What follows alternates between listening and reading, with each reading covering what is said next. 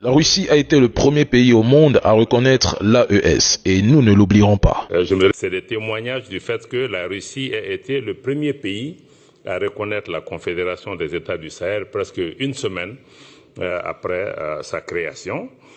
Nous avons été aussi heureux d'accueillir dans notre région une visite de 3 pays par le vice-ministre russe des Affaires étrangères, qui a été aussi un moment extrêmement important d'engager un dialogue politique sur des questions de sécurité comme sur les questions de développement. Et dans ce cadre, nous avons une convergence de vues, comme le ministre Lavrov l'a indiqué, sur toutes les grandes questions de sécurité, de paix et les questions politiques internationales, mais aussi nous avons une lecture commune de la lutte contre le terrorisme, l'insécurité dans notre espace, terrorisme qui est d'ailleurs soutenu par des sponsors étatiques étrangers, y compris des acteurs régionaux, des acteurs de notre espace qui continuent à servir de base arrière et à soutenir le terrorisme, ce qu'il faut combattre, y compris l'Ukraine, qui est à vos portes ici, que nous considérons comme un État terroriste tout simplement.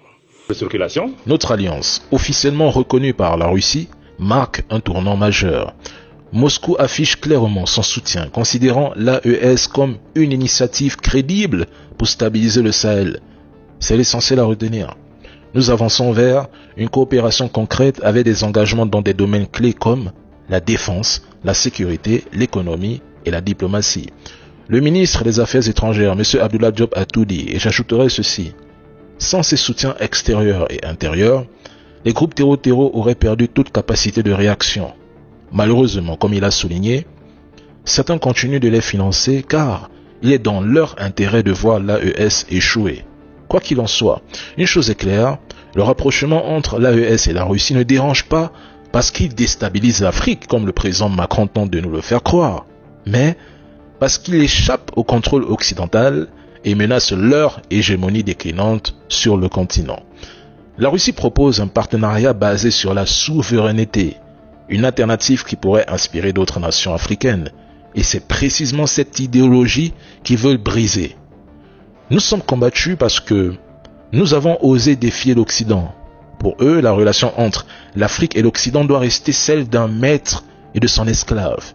Et nos pays riches en ressources stratégiques, malheureusement, ne doivent être que de simples réservoirs de matières premières. La Russie a décidé de renforcer sa coopération militaire avec le Mali. Les forces russes collaborent activement avec l'armée malienne, notamment à travers des formations. Le ministre des Affaires étrangères russe, Sergei Lavrov, a annoncé que cette coopération avec le Mali s'élargira à de nouveaux domaines, sans toutefois en préciser publiquement les détails.